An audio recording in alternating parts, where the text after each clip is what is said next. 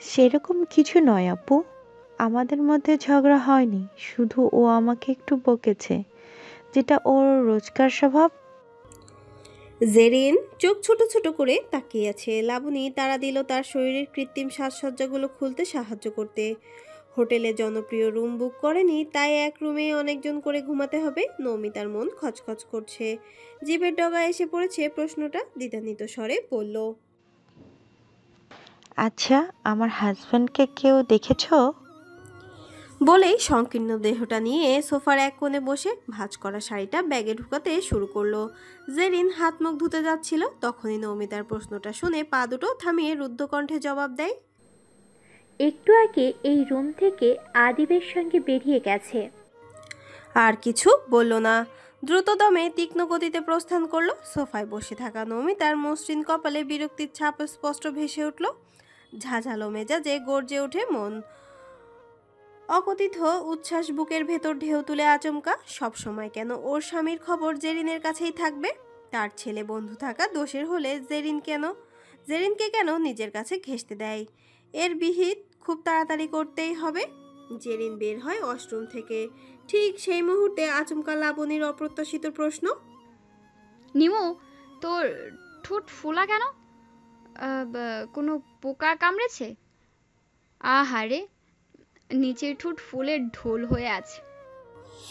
অপ্রত্যাশিত প্রশ্ন মানে ঘাবড়ে যায় নমিতা। থতমত কণ্ঠে কি বলবে খুঁজে পায় না, হাত দিয়ে ঠোঁট চেপে ধরে। অস্ফুটে কিছু বলতে নেই, তখনই লিমা খুব জোরে চাপড় দেয় লাবণীর মাথায়।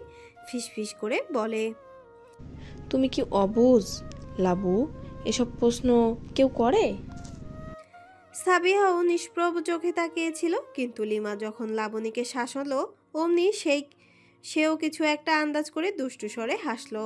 নমিতা তো পারছে না জুতো জোড়া হাতে নিয়ে ভো দৌড়ে ত্রিসীমানা অতিক্রম করতে, কিংবা অদৃশ্য হয়ে হাওয়ায় মিলিয়ে যেতে।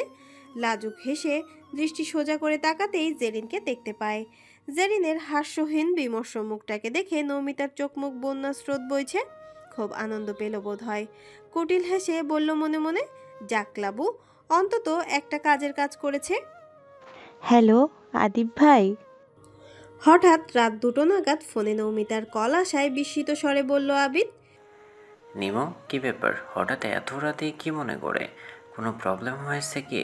বিষণ্ণ আননে ইতস্তত বোধ করছে নৌমিতা। একটু সময় নিয়ে ঠোঁট নেড়ে চড়ে আওড়ালো, ভাইয়া, তেমন কোনো সমস্যা নয়, শুধু একটা কথা জিজ্ঞাসা করতে। হ্যাঁ বলো। নৌমিতার কণ্ঠে উৎসাহ। বলছি, ওনাকে একটু ছাদে নিয়ে আসবেন।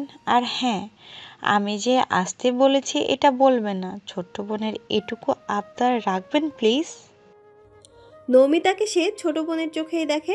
বসেও আছে ছাদেই, কুষাণ রেলিং ছুঁয়ে দাঁড়িয়ে আছে শটানে। বৃষ্টি পড়ছে ঝিরিঝিরি, শরীরে স্পর্শ করলেও তেমন একটা ভিজে ভাব নেই।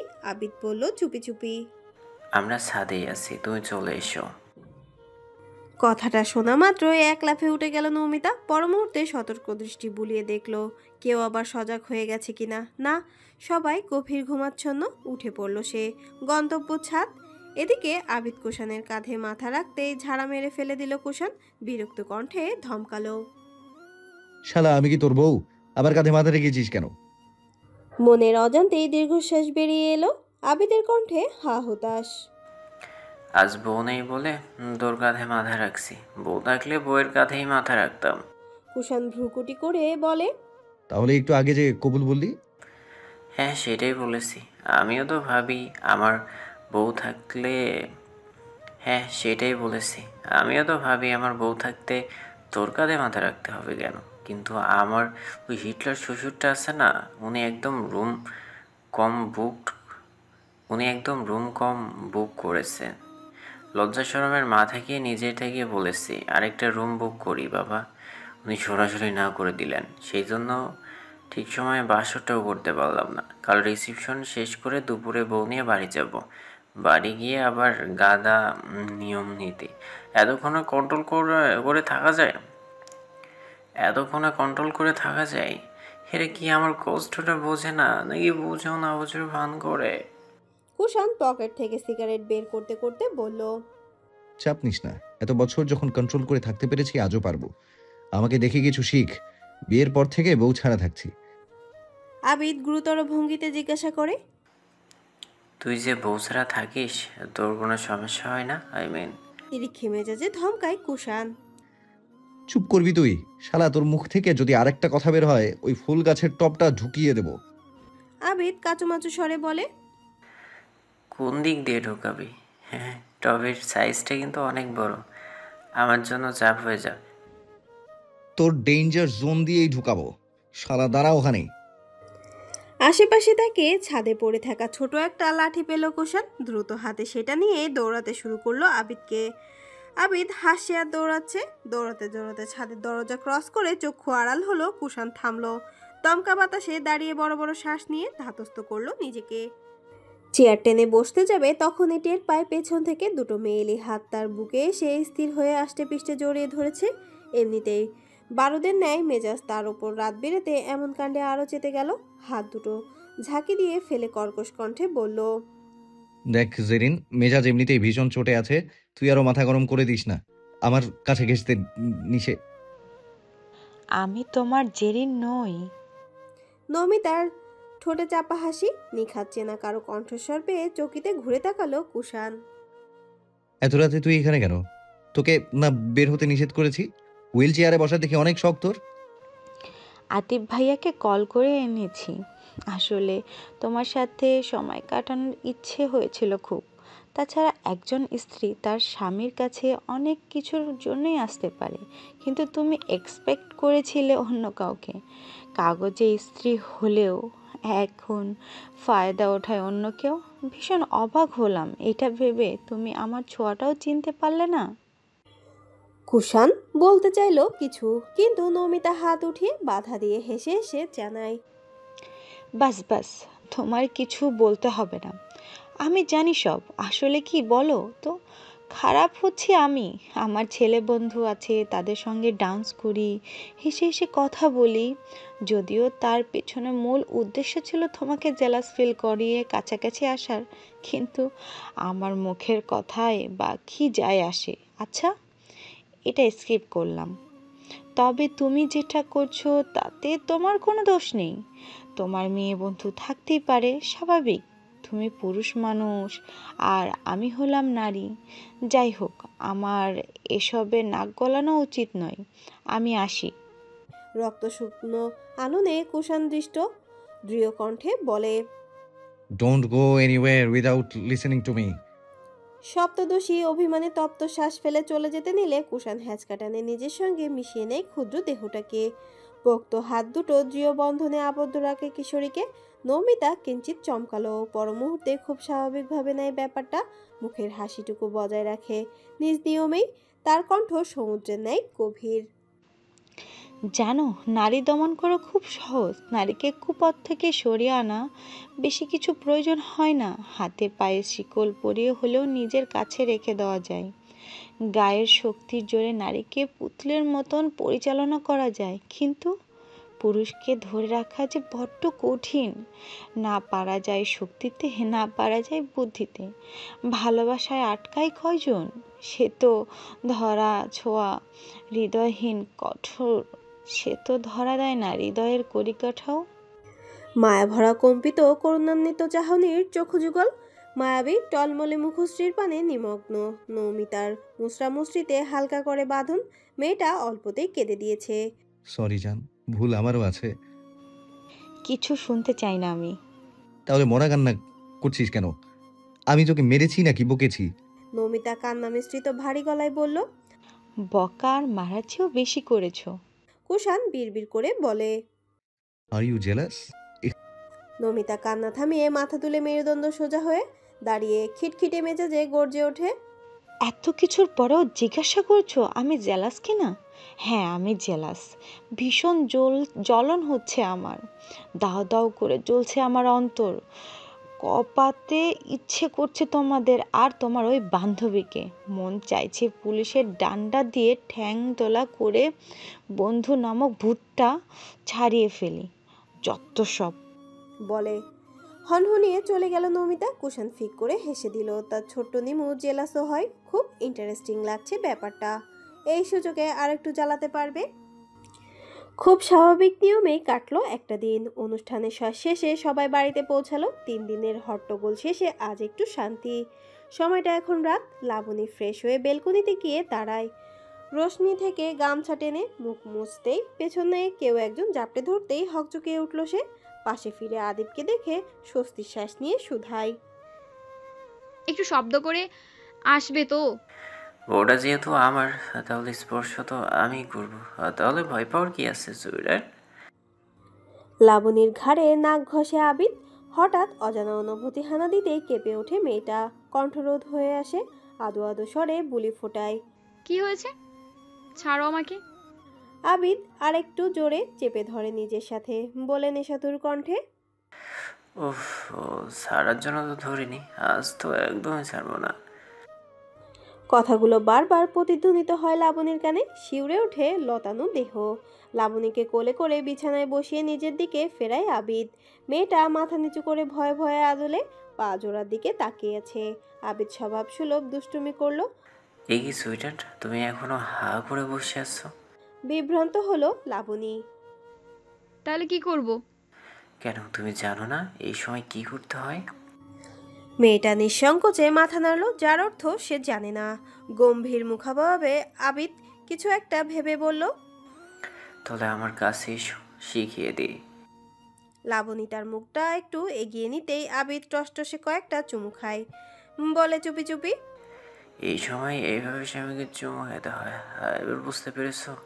মেয়েটা লাজুক হাসে, মিনমিনে গলায় বলে। তোমার দুষ্টুমি এখন কখনো যাবে না।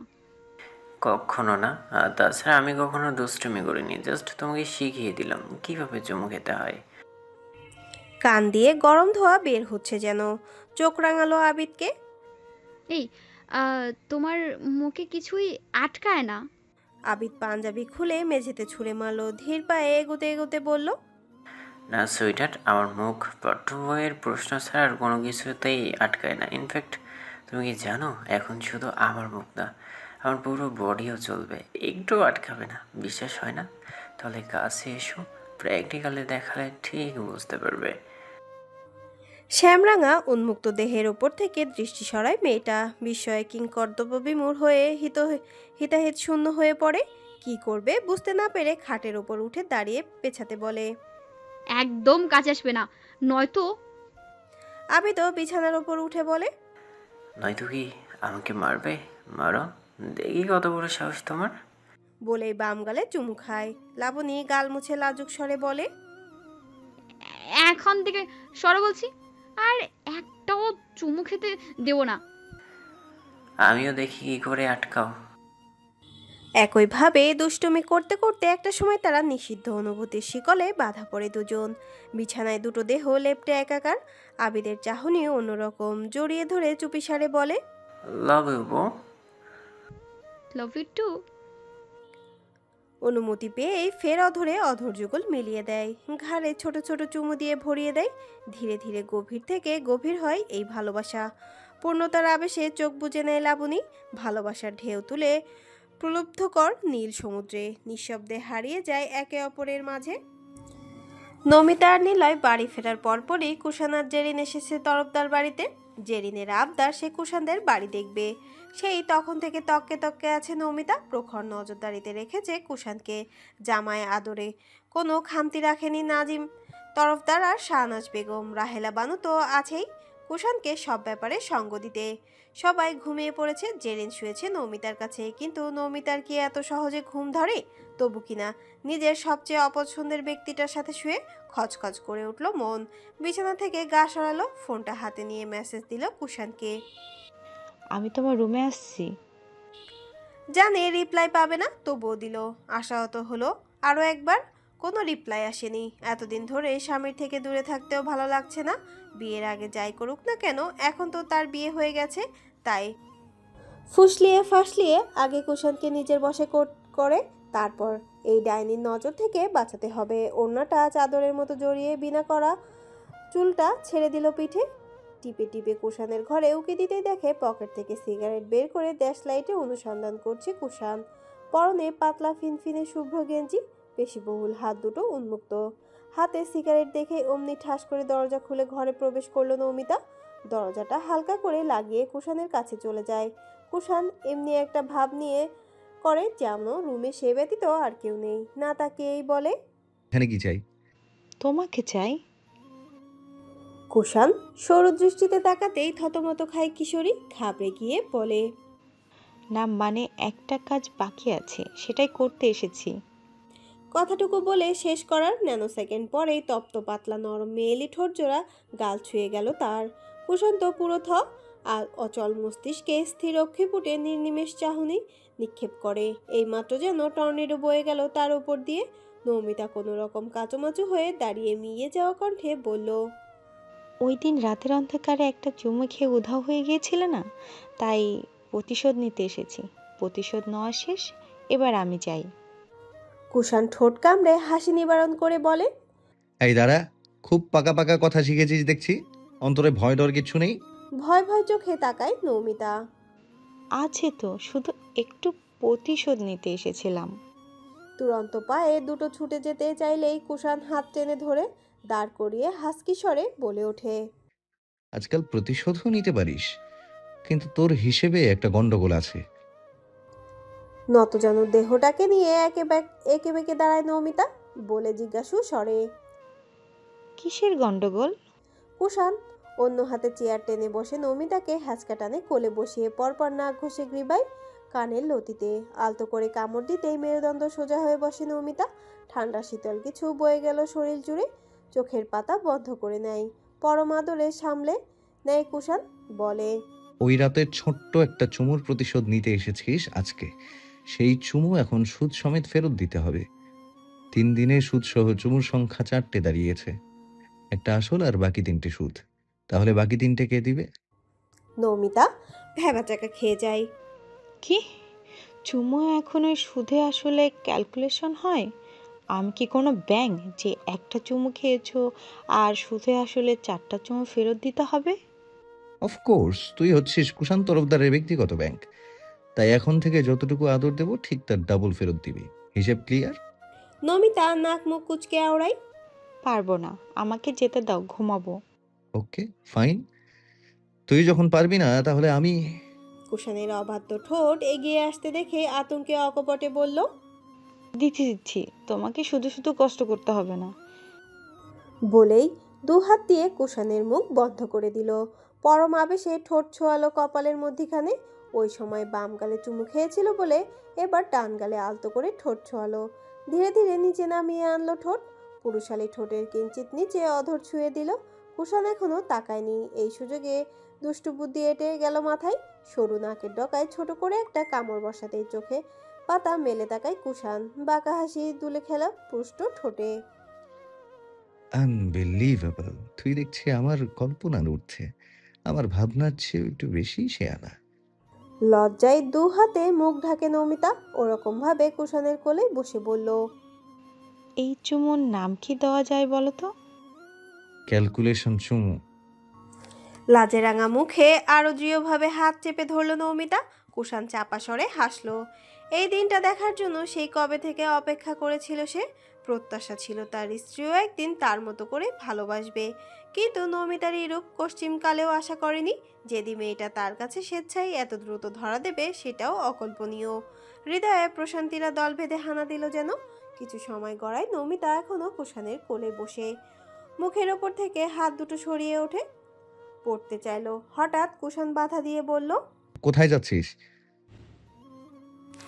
দুঃখী দুঃখী আঁখে দুটো নজর কাড়ল কুষাণের। হঠাৎ হাসি খুশি মেয়েটার এই রূপ ভাবল ভীষণ। নমিতা ফিচেল হেসে মলিন স্বরে বলে, আমার ঘরে যাচ্ছি। দুই বাহুর আজলে রেশমি দেহটাকে তুলে নেয় কুষাণ। কোলে নিয়ে লাইট অফ করে ড্রিম লাইট জ্বালিয়ে তার মৃদু আলোয় লাল টুকটুকে চাদরের মাঝখানে শোয়ালো ধীরে ধীরে। ঘোর লাগা চোখে নমিতার মুখাবয়বে অতি স্বর্ণকটে ঝুঁকে বৃদ্ধাঙ্গুলি দ্বারা গালে স্লাইড করতে করতে বলল, তোর বরের ঘরই তোর ঘর, তাই অন্য কোনো ঘরে ঘুমানোর দরকার নেই। কথাটা স্ফুলিঙ্গের ন্যায় গায়ে লাগে। ভেতরে ভেতরে ধ্বংসে পড়ল। মুখে তার ক্ষুদ্র চিহ্ন মাত্র ফুটিয়ে তুলল না। গালে অবিরত স্লাইড করতে থাকা কুষাণের হাতের ওপর নিজের হাত রাখলো, বলল বিরস কণ্ঠে, মন থেকে তো বলছো না, তাহলে মিথ্যে মিথ্যে কনফেন্স করছো কেন? কুষাণ তার পুরো শরীরের ভর ছেড়ে দিয়েছে ছোট লতানো দেহটার ওপর। নমিতার কথায় মনোযোগ খানিকটা চূর্ণ হয় তার। কনভিন্স তো তুই আমায় করেছিস ক্যালকুলেশন চুমু খেয়ে। আমার ডায়েরির সবগুলো পৃষ্ঠাই তো পড়েছিলি, নিজের চোখে দেখেছিলি সে। তারপরও কি একবারও মনে হয়েছিল আমি তোকে মিথ্যে মিথ্যে ভালোবাসি? ঠোঁট নড়ে না নমিতার, নিশ্চুপ শুয়ে থাকে। পুরুষোচিত ঠোঁট লেগে আছে নমিতার গালে। কুষাণ এক পল সেভাবে থেকে আবারও বলল, আমি মিথ্যে হলেও আমার ভালোবাসা মিথ্যে নয়। সে যাই হোক, ম্যারিড লাইফের প্রথমবার তোর চুমু খেয়েছি and feeling something different. So you totally deserve a gift. বল কি চাই তোর? কিছু চাই না আমার, কারণ যেটা চাইবো সেটা তুমি কোসমিন কালেও দিতে পারবে না। ললাটের মধ্যিখানে চিন্তার ভাঁজ পড়ল। কৌতূহলপূর্ণ স্বরে প্রশ্ন ছুড়ল, কি এমন জিনিস যেটা আমি তোকে দিতে পারবো না? আমার সামর্থ্যের মধ্যে হলে ঢাকা গিয়েই সেটা কিনে দেব। যদি আমার সামর্থ্যের বাইরে হয় তাহলে একটু সময় লাগবে, বাট আই প্রমিস ইউ তুই যেটা চাইবি সেটাই দিব।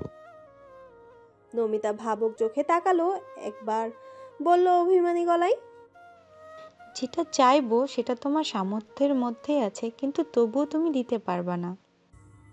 ধৈর্য হারা হয় কুষাণ। রমণীর গলায় পেঁচিয়ে থাকা ওড়নাটা খুলে ছুঁড়ে মারে মেঝেতে। কিঞ্চিত সময় পর ফিনফিনে ওষ্ঠধর নিজের আয়ত্তে নিয়ে নেয়। জামার ভেতর তুলতুলে পেটে পুরুষালী হাতের উষ্ণ ছোঁয়া পড়ল। আরও গুটিয়ে যায় নমিতা। নিস্তেজ শরীর সম্পূর্ণ কুষাণের দখলে, তবুও অনুমতির অপেক্ষা। ঠোঁট ছেড়ে বলল, হেয়ালি না করে বল সোনা, তোর কাছে এলেই আমি কন্ট্রোল হারা হয়ে পড়ি। নমিতা কুটিল হাসলো মনে মনে। তবে সে যে শক্ত আছে এমনটা না, কিন্তু উদ্দেশ্য পূরণ না হওয়া অবধি দুর্বল হয়ে পড়লে চলবে না। কুষাণের গালে হাত স্পর্শ করে শীতল আদরে রিনরিনে গলায় বলল, তুমি আমাকে ভালোবাসো তো? নিজের থেকেও বেশি ভালোবাসি। মৃদু হাসে নমিতা। কুষাণ তার নিজের মধ্যে নেই, ডুবে আছে নমিতার ভালোবাসার জাদুতে। এই ঘর থেকে এত সহজে বের হতে পারবে না। একজন বলিষ্ঠ পুরুষকে এভাবে দুর্বল হতে দেখে মনে মনে গর্ববোধ করলো নমিতা। সে আসলেই শেয়ানা, অবশ্য দুর্বল তো তার কাছেই হবে। আফটার অল সে কুষাণের স্ত্রী, তাই মোক্ষম সময়ে আবদারটুকু করে বসলো। আমার চোখের দিকে তাকাও। অধৈর্য কণ্ঠে বলল কুষাণ। এত কষ্ট দিচ্ছিস কেন বেবি? একটু তাড়াতাড়ি বল না। উন্মুক্ত জঠরে চুমু খেয়ে রমণীর চোখে চোখ রাখলো। রমণীর মোহনীয় গলায় আওড়ালো, আমি তোমার স্ত্রী হওয়ার আগে একজন বেস্ট ফ্রেন্ড হতে চাই। তোমার সমস্ত কথা শুনতে চাই, সব সিক্রেট জানতে চাই। অর্ধাঙ্গিনী রূপে তোমার সুখ দুঃখের ভাগ নিজের মধ্যে শুষে নিতে চাই। কিন্তু তোমার পাশে আমি ব্যতীত অন্য কোনো মেয়ের ছায়াটুকু দেখতে চাই না। এটা আমার সহ্য সীমানার বাহিরে। ইনফ্যাক্ট আমি মরে গেলেও তোমার ভালোবাসা কাউকে ভাগ বসাতে দেব না। তোমার ভালোবাসা শুধু আমার জন্য উন্মুক্ত, আর অন্য নারীদের জন্য তালাবদ্ধ। কুষাণ তার অমসৃণ হাতের তালু চেপে ধরে নমিতার মুখে, বলে রুক্ষ কণ্ঠে, শ্, আর কখনো মরার নাম মুখে নিবি না। ফ্যালফ্যালের দৃষ্টিতে তাকিয়ে আছে মেয়েটা। কুষাণের হাত সরিয়ে তপ্ত শ্বাস ফেলে বলল, আমার ওপর কেবল তোর অধিকার আছে এবং থাকবে। তোকে জেদি আর ঝগড়ুটে রূপে দেখি আমি অভ্যস্ত। তুই যেই রূপেই ধরা দিস না কেন তাতেই আমি বিভোর। তোর মাঝেই মোহগ্রস্ত আমি, দিন শেষে তোর মাঝেই বিলীন। কুষাণ তার নিজের মধ্যে নেই, তবুও সম্পূর্ণভাবে ধরা দিচ্ছে না নমিতা। বেচারা দাঁতে দাঁত চেপে সহ্য করে নিচ্ছে, যেটা নমিতার চোখ এড়ায় না।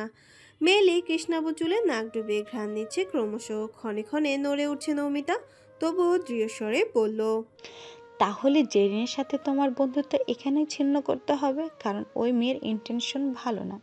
সুযোগকে ছলনায় না কতবার ছুঁয়েছে তোমাকে। যদি বন্ধুত্ব রাখতেই চাও তাহলে আমাকে ভুলে যাও, আর নয়তো অন্য আরেকটা উপায় আছে।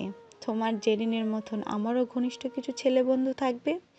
তাদের সাথে আমি ট্যুরে যাব, ঘুরবো, বন্ধুর বিয়ে খেতে যাব, আরও অনেক অনেক কিছু করব, যেগুলো তোমাকে চোখ বন্ধ করে সহ্য করে নিতে হবে।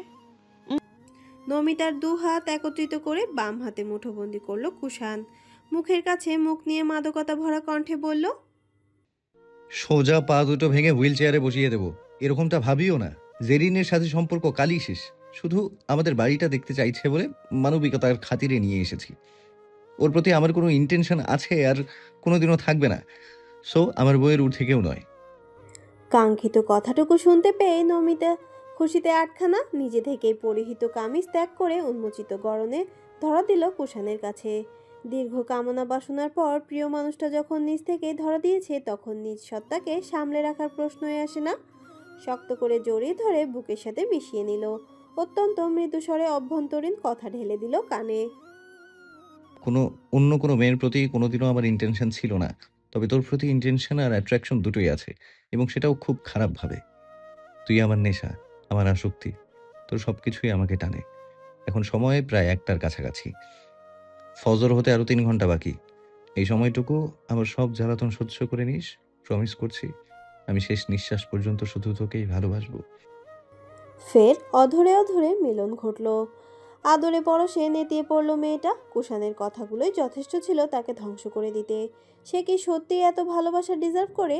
মানুষপটে কেবল কুষাণের সুন্দর মুখখানি ভাসল। এই মানুষটার ঋণের নিচে দিন দিন পিষে পড়েছে নমিতা।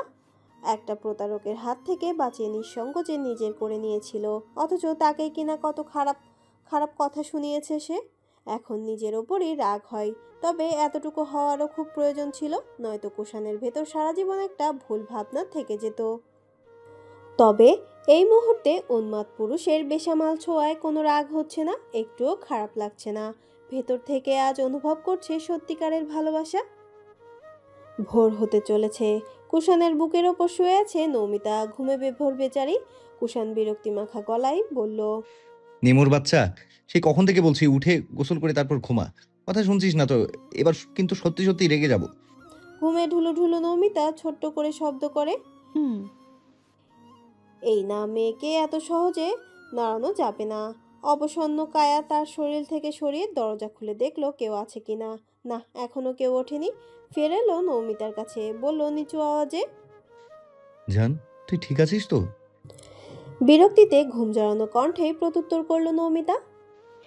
এক কথা মানুষ কতবার বলে, শুনতে শুনতে বোরিং হয়ে যাচ্ছি। বললাম তো ঠিক আছি, তুমি একটু বেশি সভ্য হয়ে গেছো। প্রাপ্তির শ্বাস ত্যাগ করলো কুষাণ। একবার মেয়েটাকে হারিয়ে ফেলেছিল, তাই এবার আর হারাতে চায় না। মুখের ওপর ল্যাপটানো চুলগুলো সরিয়ে দিতে দিতে বলল, তোর জামা কাপড় কোথায় রেখেছিস? ওয়ার্ড্রবে।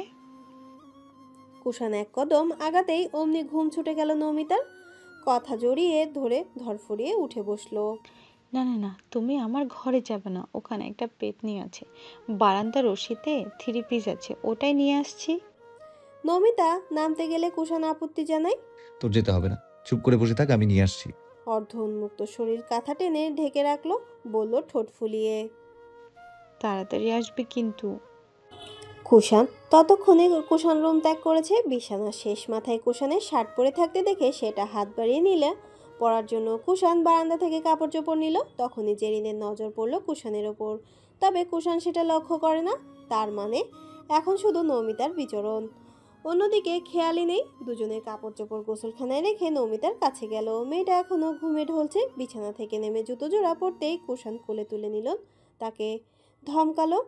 তোকে নামতে বলেছি? গাল ফুলিয়ে বলে নমিতা। তো নামবো না? আমি হেঁটে যেতে পারবো, কোলে নিলেন কেন? কুষাণ শুধু প্যান্ট পরনে, গায়ে কিছু নেই, চোখে সেই আগের মতোই মাদকতা। প্রথম বাসরের সময়ও এভাবে নিয়েছিলাম, আজ দ্বিতীয় বাসর, তাই আজও সেটাই করলাম। আর ভাবিস না তোকে সবসময় কোলে নিব। আসলে তোর এতটাই ওজন যে করে তুলতে তুলতে আমার হাত পা ব্যথা হয়ে গেছে। রেগে গেল নমিতা, দাঁত কটমটিয়ে বলল, আমি বলেছি আমাকে কোলে নিতে? তোর হুকুমে কাজ করে কে? আসছে অজপাড়া গায়ের প্রেসিডেন্ট। কাটা গায়ে নুনে ছিটা পড়লো যেন। এক্ষুনি নামা আমাকে, নিজেই কোলে নিবে আবার নিজেই কথা শোনাবে। আমি ছোট বলে যা ইচ্ছে তাই করবে নাকি? কুষাণ একগুঁয়ে কণ্ঠে বলল, এক্স্যাক্টলি, তুই যেটা বললি সেটাই। আরেকটা কথা যদি বলিস তাহলে তৃতীয় বাসরটাও এখানে সেরে ফেলবো। বল, শুরু করবো এখনই? আতঙ্কে ঘন ঘন দুপাশে মাথা নাড়ে, ঠোঁট কামড়ে ধরে বোঝার যে আর কথা বলবে না। নমিতার পরনে কুষাণের শার্ট আর প্লাজো। খরগোশের ন্যায় মাথাটা উকি দিতেই দেখতে পায় জেরিন তাদের দেখছে। নমিতার মাথায় কি দুষ্টু বুদ্ধি কম? সে আরও আষ্টে পিষ্টে জড়িয়ে ধরলো, মনে মনে বলল, এটাই তো কিছুই না পেতনি। এখন থেকে দেখতে পারবি নমিতা তালুকদার কি জিনিস। দেখবি আর জ্বলবি, লুচির মতন ফুলবি। আর আমি সেই লুচি চিবিয়ে চিবিয়ে খাবো। আর একবার আসিস আমার স্বামীর কাছে, ঘুষি মেরে নাক ভেঙে দিব। শালি পেতনি কোথাকার।